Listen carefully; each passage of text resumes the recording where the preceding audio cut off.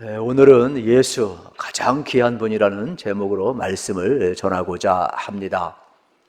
특별히 복음은 하나님이 우리를 구원하신 것이 복음이 되겠습니다. 이 복음의 진수를 가장 잘 나타낸 서신이 있는데 바로 로마서가 되겠지요.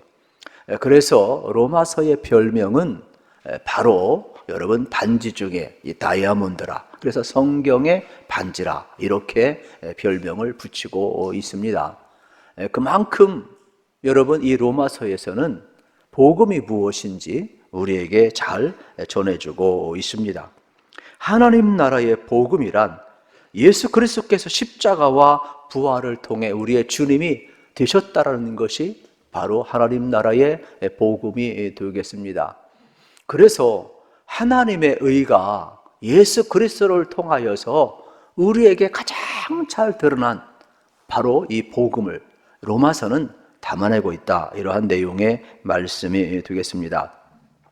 예수님께서 이 땅에 오셔서 여러분 십자가에 못 박혀 죽으시고 3일 만에 부활하시고 지상에 40일 계셨잖아요. 그리고 이제 50일째 승천을 하셨지 않습니까? 그러면 예수님께서 지상에 40일간 계시면서 하신 내용은 두 가지로 요약하면 성령 충만 받으라는 거예요. 그리고 주님 다시 오시면 약속하시고 증인의 사명을 감당하라는 거예요. 그러니까 예수님은 이 땅에 하나님의 나라를 가지고 왔고, 예수님은 부활 승천하신 이후에도 우리에게 뭘 맡겼느냐? 성령의 충만함을 받고 증인의 사명을 감당하라고 맡기셨어요. 그러니까 오늘 우리는 엄청난 복음을 받은 사람들이죠. 이 시간도 하나님의 영으로 충만하시기를 축복합니다. 왜냐하면 우리 안에 하나님의 신실하심이 드러나는, 그게 누구냐? 예수 그리스도라는 겁니다. 그래서 로마서는 예수 그리스도는 하나님의 의라고 이야기하고 있음을 우리에게 가르쳐주고 있어요. 이렇게 하나님의 의란 하나님의 백성과의 관계에서 신실하심으로 드러나고 있음을 발견하게 되는 겁니다. 왜 하나님이 신실하시냐? 죄인된 우리를 사랑하사 자격 없는 우리를 향하신 하나님의 구원하심이 예수님을 통하여서 드러났기 때문에 그렇습니다. 그래서 하나님은 죄인된 우리를 향하여 신실하십니다. 그 신실하심의 증거가 뭐냐? 예수 그리스도예요. 예수 그리스도의 십자가와 부활은 하나님의 신실하심을 드러내고 있음을 보게 되는 겁니다. 여기에 하나님의 구원하심이 있음을 우리에게 가르쳐 주는 것입니다. 그래서 하나님은 예수 그리스도 안에서 언약을 이루시고, 예수 그리스도 안에서 구원을 이루시고, 예수 그리스도 안에서 의롭다 하시고, 예수 그리스도 안에서 생명을 주시고, 예수 그리스도 안에서 신실하심을 우리에게 부어주고 있음을 보게 되는 겁니다. 그래서 논리적으로 이야기를 하면 여러분 신실하심이 원인이고 여러분 의로움이 결과가 되겠죠. 그러니까 죄인된 우리가 의로워진 것은 자격이 있어서가 아니라, 내 힘으로가 아니라, 내 공로가 아니라 하나님의 신실하심이 원인이라는 겁니다. 그 하나님의 신실하심이 우리에게 부어졌기 때문에 우리가 의로워졌다라고 이야기를 하고 있음을 알아야 되는 것입니다. 그래서 두 단어는 분리되기도 하고 연결되기도 하고 있음을 보게 되는 겁니다. 그러니까 하나님의 신실하심은 여러분 다른 데 있지 않아요. 죄인된 우리를 향하여서 나타난 것이 되겠죠. 그러면 죄인된 우리 사람의 신실하심은 누구를 통해 나타나요? 하나님을 통하여 나타나야 되는 겁니다. 하나님의 신실하심은 우리를 통한 사랑으로 나타났어요. 그러면 하나님의 사랑을 받은 우리의 신실하심은 뭐로 나타나야 돼요? 믿음으로 나타나야 되는 것입니다. 그렇기 때문에 로마서는 오직 그이는 믿음으로 말미암아 살리라 함과 같다라고 이야기를 하는 겁니다. 여러분 우리에게 주신 구원의 조건은 아무것도 없습니다. 하나님의 신실하심밖에 없어요. 그리고 여러분 우리에게 믿음을 요구하고 있어요. 그 믿음은 뭡니까? 우리의 신실함이라는 겁니다. 그것조차도 하나님이 예수 그리스도를 통하여서 십자가와 부활을 통하여 우리에게 부어주셨다는 겁니다. 나타내 주셨다는 것입니다. 그러므로 우리는 하나님을 향하여서 여러분 어떻게 해야 됩니까? 신실함으로 대하는데 그게 뭐냐? 믿음이라는 거예요. 믿음이 뭐냐? 여러분, 하나님 앞에 우리가 서 있는 이 신실함을 이야기하게 되겠지요. 그래서 의인은 믿음으로 말미암아 살리라는 말씀은 두 가지 의미를 우리에게 지니고 있는 겁니다. 의인은 여러분 하나님의 의죠. 신실함이죠. 동시에 그 의가 사람에게 부어졌기 때문에 사람도 신실하다라는 겁니다. 그래서 여기서 살리라, 이 말씀은 죽느냐 사느냐의 문제가 되겠죠. 우리에게 하나님의 신실하심이 부어지면 사는 거예요. 그러나 우리가 믿지 않으면 죽는 것임을 알게 되는 겁니다. 이 복음을 정리하면 하나님의 신실하심은 우리에게 예수님을 통해 나타났는데 죄인된 우리를 살렸다라는 거예요. 하나님의 신실하심이 나타났기 때문에 죄인된 우리가 새 생명을 얻었다라는 겁니다. 우리가 구원을 받았다라는 겁니다. 하나님의 자녀가 되었다는 겁니다. 예수님의 생명 안에 있다라는 것입니다. 거듭났다라는 것입니다. 그러므로 우리는 누구냐? 예수님 안에 사는 사람이라는 거예요. 이제 우리의 신실하심은 어떻게 드러나야 되느냐? 예수님을 가장 귀하게 여기고 예수님을 주로 삼고 사는 것이 우리의 신실하심이에요. 이것이 로마서 전체의 논지가 되겠습니다. 그래서 이 복음을 가장 잘 담아낸 구절이 16절, 17절이 되겠죠. 우리 같이 한번 읽겠습니다. 내가 복음을 부끄러워하지 아니하노니 이 복음은 모든 믿는 자에게 구원을 주시는 하나님의 능력이 됨이라. 먼저는 유대인에게요 그리고 헬라인에게로다. 복음에는 하나님의 의가 나타나서 믿음으로 믿음에 이르게 하나니 기록된 바 오직 의는 믿음으로 말미암아 살리라 함과 같으니라. 아멘. 여러분 17절 전반부에 복음은 하나님의 의가 나타나서 믿음으로 믿음에 이르게 한다 그랬어요. 복음이 뭐예요? 예수님이잖아요. 예수님 안에 뭐가 나타나요? 하나님의 의가 나타나요. 그런데 뭐라고 이야기합니까? 믿음으로 말미암아 믿음에 이르게 하나니 오직 의는 믿음으로 말미암아 살리라 함과 같으니라 그랬어요. 우리에게 주어진 놀라운 여러분 복음 아닙니까? 하나님의 의가 우리에게 전가되었다라는 거예요. 하나님의 신실하심이 여러분 우리의 신실하심으로 계시되었다라고 말씀하고 있음을 발견하게 되는 것입니다.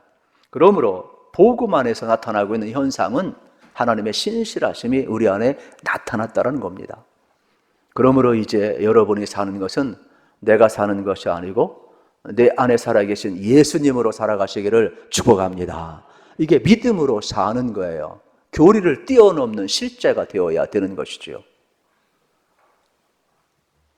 그래서 이 사건은 16절에 보면 유대 사람뿐만 아니라 헬라인, 그리스도 사람에게까지라 그랬어요. 그 당시 모든 복음은 유대인에게만 국한되었다고 생각을 했어요. 심지어 예수님의 수제자 베드로조차도 구원은 유대인에게만 있다고 생각해서, 그런데 바울은 놀랍게 하나님의 신실하심이 부어지는데 유대인만이 아니라 헬라인, 이방인까지도, 여기서 여러분 헬라인, 그리스도인이라는 것은 모든 사람, 이방인을 이야기하는 거예요. 구원의 복음이, 신실하심이 유대인에게만이 아니라 모든 죄인에게 향하고 있음을 바울은 발견하게 된 거예요. 그래서 하나님의 복음은 바로 모든 사람에게 드러났다라고 이야기를 하는 것이 되겠지요. 계시되었다, 열어서 보여준다는 말씀이 되겠습니다. 하나님은 예수님을 통하여서 구원을 열어 보여주었어요. 그 당시 모든 종교는 권선징악이었어요. 착하게 살면 구원받고 악하게 살면 벌받고 지옥 간다라는 거예요. 그런데 하나님의 복음은 뭡니까? 유대인만이 아니라, 착한 사람만이 아니라 이방인까지도, 죄인까지도 여러분 뭐예요? 열렸다라는 거예요. 예수 그리스도의 십자가가 모든 사람의 죄를 담당했다라는 겁니다. 이게 하나님의 신실하심인 거예요. 그래서 구원은 모든 사람에게 열려 있다라고 이야기하고 있음을 보게 되는 것이죠. 그러면서 로마서는 우리에게 신실한 믿음을 요구하고 있습니다.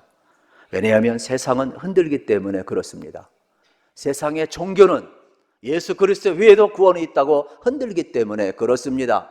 그렇기 때문에 흔들리지 말라는 겁니다. 그래서 바울은 로마서를 쓴 이유에 대해서 오늘 본문은 내가 너에게 가서 신령한 은사를 나누어 주어서 너희를 견고하게 위함이라고 11절 이하에서 말씀하고 있어요. 물론 우리가 지난주에 로마서 첫 강의를 통하여서 우리는 바울이 땅끝을 향한 선교에 대한 열정이 얼마나 깊었던지, 로마를 거쳐서 땅끝 서바나 스페인을 가고자 했던 그 마음을 로마서 15장 23절 24절에서 담아낸 것을 우리가 확인을 했습니다. 같이 우리 한번 뒤새겨 보겠습니다. 이제는 이 지방에 일할 곳이 없고 또 여러 해 전부터 언제든지 서바나로 갈 때에 너희에게 가기를 바라고 있었으니 이는 지나가는 길에 너희를 보고 먼저 너희와 사귐으로 얼마간 기쁨을 가진 후에 너희가 그리로 보내주기를 바람이라. 아멘. 바울은 이제 복음을 증언하고 자기 하나님 앞에 서는 마지막 순간까지 땅끝을 가고 싶은 열망이 강했어요. 그래서 한 번도 가보지 않은 로마를 가고, 로마는 도시 아닙니까? 모든 것이 다 로마로 통하는 그 시대에 로마 교회에 하나님께서 이미 예비하신 사람이 있고 성도가 있으니까 이 로마 교회와 친하게 지내고 이들의 파송을 받아서 땅끝 선교를 완성할 수 있다면 자기는 여한이 없는 거예요. 그래서 이러한 소망을 담아서 로마 교회에 여러분 서신을 보내는 거예요. 서신을 보낼 때에는요, 어떠한 여러분 오늘날 전화나 오늘날 SNS 문자나 오늘날 하는 방식하고 전혀 다르지요. 우리가 편지 하나 써도 내 마음의 진심이 다 나가잖아요. 하고 싶은 말을 어떻습니까? 그 언어 하나하나에 다 담아내면서 진실을 쓸 수 있는 게 편지 아니겠어요? 서신 아니겠어요? 그래서 바울은 솔직하게 그리스도 안에서 자기가 받은 이 복음이 유대인에게만 국한된 것이 아니라 내가 이방 전도의 부름을 받을 뿐만 아니라 하나님의 구원하심이 모든 사람에게 열리는 것을 보고 땅끝을 향하여 가고자 하는 그 갈망을 로마 교인들에게 그대로 드러내놓고 있음을 보게 되는 것이죠.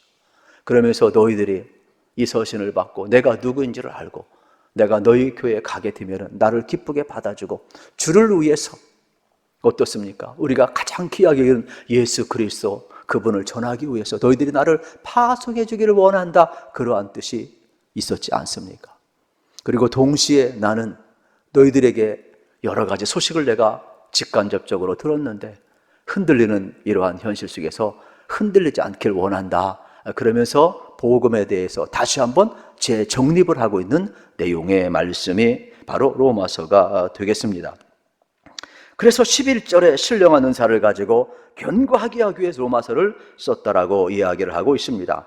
여기서 신령한 은사라는 것은 어떤 병 고치는 은사라든지 여러분 방언하는 은사라든지 기타 여러 가지의 은사 나타난 현상보다는 오히려 신령한 말씀이 되겠죠. 바울이 보내는 로마서 전서, 바로 로마서가 신령한 은사가 되겠습니다. 오늘 우리는 복음이 이미 로마서 1장 2절부터 4절에 예수님이라는 것을 알았어요. 그래서 복음은 예수 그리스도인데 우리가 앞에 주 예수 그리스도라고 그랬어요. 그래서 예수님은 로드, 창조자고 주인이시고 예수는 하나님의 신실함이 드러난 십자가 부활을 통하여 드러나요. 그래서 우리를 사랑하시고 우리를 구원하셨어요. 그리고 그리스도는 메시아 구원자예요. 우리에게 영원한 생명을 주신 분이 되겠죠. 그러므로 이 고백은 교리적 고백을 뛰어넘으셔서 실제 예수님은 주시고 예수님은 우리와 함께 하시고 예수님은 우리의 구원자인 줄로 믿습니다. 그래서 예수의 이름은 저희 백성을 저희 죄에서 구원할 자라고 하고 여러분 임마누엘이라고 해서 하나님이 함께 하신다. 예수의 이름은 두 가지밖에 없어요. 예수하고 임마누엘이에요. 그러므로 오늘 우리가 마찬가지가 되겠죠. 그러므로 우리는 죄에서 구원받았고 하나님이 함께 하시니까 여러분 실제로 살아가시기를 축복합니다. 그러면 초대교인들이 왜 흔들렸냐? 두 가지로 요약할 수가 있어요. 로마 교회가 흔들리는 첫째는 외부적으로 황제 숭배 사상을 강요했어요. 팍스 로마가 군사력으로 눌렀어요. 그래서 황제 숭배 사상을 강요했어요. 우리는 예수를 주로 고백하는데 여러분 인간 황제를 섬겨야 하니 초대교인들이 핍박을 당할 수밖에 없죠. 고난을 견디지 못한 사람은 배교가 일어나게 되는 거죠. 또 하나는 내부에 적이 있어요. 뭘 그렇게 유별나게 예수만 믿느냐? 유대주의자들이 와가지고 흔드는 거예요. 혼탁하게. 그래가지고 섞어서 할례도 행하고 율법의 조문도 지키고 또 철학도 세상적인 것도 전통도 다 섞어서 오늘날처럼 혼합주의로 섬길 수 있도록 흐리멍텅하게 만들어 놓는 거. 이때 사도 바울은 하나님의 신실하신 예수님 앞에 나타났고 하나님의 구원하심이 예수님 안에 있고 참 복음은 예수님밖에 없는데 어떻게 우리가 예수 밖에서 살 수 있느냐. 그래서 외적인 이러한 로마 황제 숭배 사상이나 내적인 율법자들의 공격이 있을 때 흔들릴 수밖에 없지만은 너희들이 이 복음이 무엇인지를 알게 되면 복음 안에 믿음의 뿌리를 굳게 내리고 너희들이 예수님을 바라보게 되면 외부의 공격이나 내부의 공격을 이겨낼 수 있다. 견고히 설 수 있다. 흔들리지 않을 수 있다. 이러한 내용으로 로마서를 여러분 보내고 있음을 알으셔야 되는 거예요. 이 견고한 하나님의 신령한 은사를 붙드시고 여러분들이 흔들리지 않기를 우리 주님의 이름으로 축복합니다. 예수님께서도 공생애를 시작하실 때 마태복음 4장에 보게 되면 40일 금식 기도하시고 마귀의 시험을 받으시잖아요. 광야로 나가셔서 여러분 배고팠을 때 돌을 명하여 떡이 되게 할 수 있는데 안 한 이유가 뭐예요? 하나님의 말씀으로 물리치잖아요. 여러분 이런 영적인 시험은요 말씀으로 물리쳐야 돼요. 우리 말씀이 없으면 다 허당이라니까요. 무기가 뭐가 있어야 될 거 아니에요. 네? 그래서 사람이 떡으로만 사는 것이 아니라 하나님의 입으로 나온 말씀으로 살 것이니라 신명기서 8장 말씀으로 이기시잖아요. 시험할 때 준호야 하면 시험치 말라 말씀을 하시잖아요. 그리고 여러분 말씀으로 사단을 물러가라 명령하시고 물리치잖아요. 그리고 하나님께만 경배하잖아요. 그러니까 우리의 신앙을 붙드는 것은 하나님의 말씀이에요. 말씀을 가까이 하세요. 그러면 여러분 말씀 여러분 지키게 될 줄로 믿습니다. 로마서는 그러한 매력이 있어요. 자꾸 읽으셔야 돼요. 로마서 5라는 일독만 해도 대단한 거예요. 교리적으로 읽지 말고 의무적으로 읽지 말고 진짜 살아계신 하나님의 말씀을 읽어보세요. 그 말씀이 살아있는 활자가 되어서 여러분의 심령을 살릴 거예요. 여러분의 영혼을 살릴 거예요. 삶을 변화시킬 거예요. 복음은 변화의 능력이 있어요. 복음은 나를 살리는 능력이 있어요. 그렇기 때문에 바울이 자신 있게 이 복음이 예수 그리스도임을 신령한 은혜가 하나님의 말씀임을 담대히 지금 전하고 있는 것 아니겠습니까? 오직 예수 그리스도만이 우리의 섬김의 대상임을 이야기하고 있습니다. 그래서 바울은 13절 14절에서 예수님 앞에 느낀 감정을 이렇게 이야기합니다. 복음의 빚진 자라. 14절을 같이 읽겠습니다. 14절 시작. 헬라인이나 야만인이나 지혜 있는 자나 어리석은 자에게 다 내가 빚진 자라. 아멘. 여기 빚진 자라는 말은 진짜 내가 빚을 졌다는 뜻도 되겠죠. 그러나 또 하나는 전달자라는 의미가 있어요. 이게 뭘 의미하느냐? 바울이 하나님 앞에 사랑의 빚을 진 자 아닙니까? 그러나 갚을 수 없는 빚도 빚이지만 진짜 의미는 후자예요. 전달자. 예를 들어서 우리가 물건을 우체국에 맡겨요. 그러면 우체부가 그거 가져야 됩니까? 갖다 줘야 되는 거예요. 아주 똑똑하십니다. 그냥 침묵하는 여러분보다 조금 더 순수한 것 같아요. 그냥 전달해야 되는 거예요. 전달. 여러분 전달해야 되는데 이 바울이 복음을 받았잖아요. 전달하는 거예요. 유대인이 먼저 받았잖아요. 이방인에 전달하는 거예요. 우리가 구원 받았잖아요. 전달하는 거예요. 누가 불치병에 앓고 있어요. 그런데 내가 약을 갖고 있어요. 전달해야 되는 거예요. 그래서 예수님만이 우리의 구원의 주임을 지금 로마서는 선포하고 있음을 보게 되는 것입니다. 그래서 바울은 전생에 예수님 이 복음을 가장 귀하게 여기고 자랑스럽게 생각을 하고 있음을 봅니다. 그래서 로마서 16장 17절에 보면 이 복음은 구원을 주시는 하나님의 능력이라는 겁니다. 둘째는 하나님의 의가 복음에 나타났다라고 이야기를 하고 있음을 발견하게 되는 것이죠.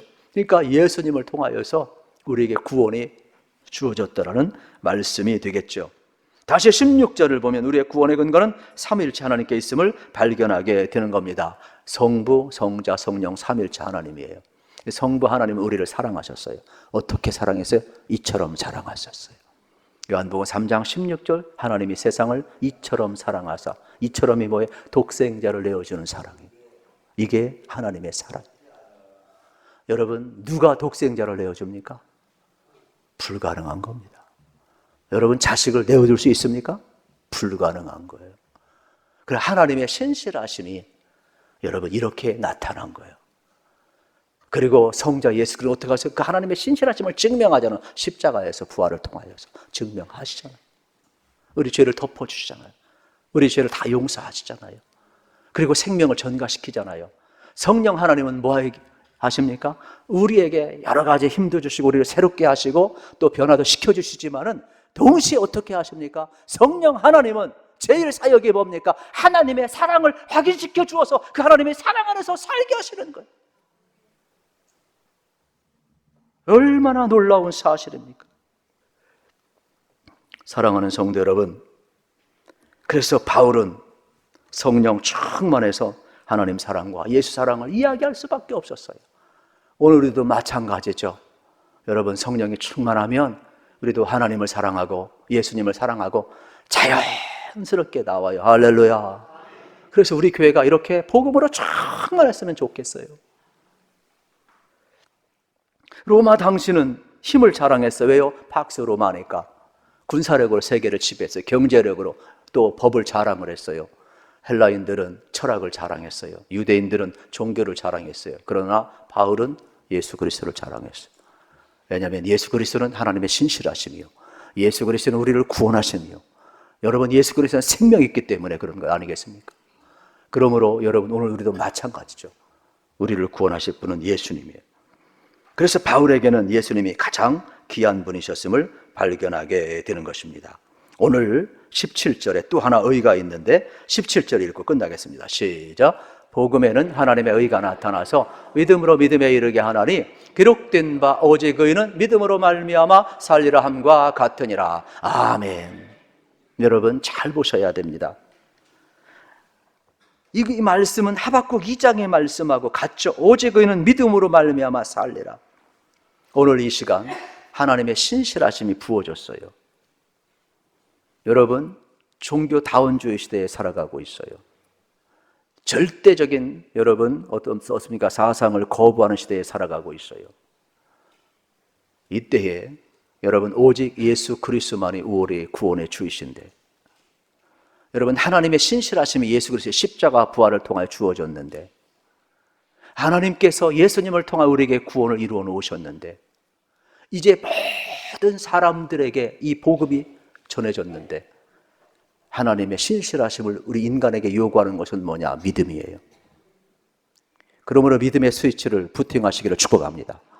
그러면 여러분의 죄로 정지되었던 것이 작동돼요. 보혈의 능력이 작동돼요. 깨끗해지는 거예요. 거듭나는 거예요. 여러분 안에 내가 죽고 예수가 계신 거예요. 예수를 바라보시기를 축복합니다. 예수를 바라볼 때 실질적인 삶을 살 수가 있는 거예요. 복음의 능력을 살 수가 있는 거예요. 그래서 바울은 끊임없이 내 안에 이것은 예수 그리스도를 가장 귀하게 여기고, 모든 것, 인간관계나 자기가 여겼던 학문이나 자기가 여겼던 모든 로마 시민권이나 세상의 모든 권한도 어떻게 폐설물처럼 내려놓을 수가 있다고. 왜요? 예수 그리스도가 가장 귀하기 때문에 그래요. 맞고하니 가능한 겁니다.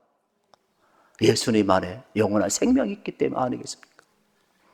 그리고 나서 그는 예수가 얼마나 귀했던지 사도행전 2장 24절에서 저 20장 여러분 우리가 24절에서 뭐라고 이야기합니까?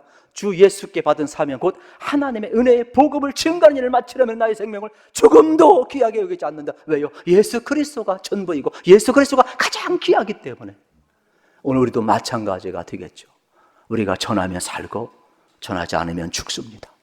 저는 여러분들이 예수 그리스도 이 복음을 가장 귀하게 여기셔서 여러분의 변화된 삶을 끊임없이 전하는 귀한 은혜가 있기를 축복합니다.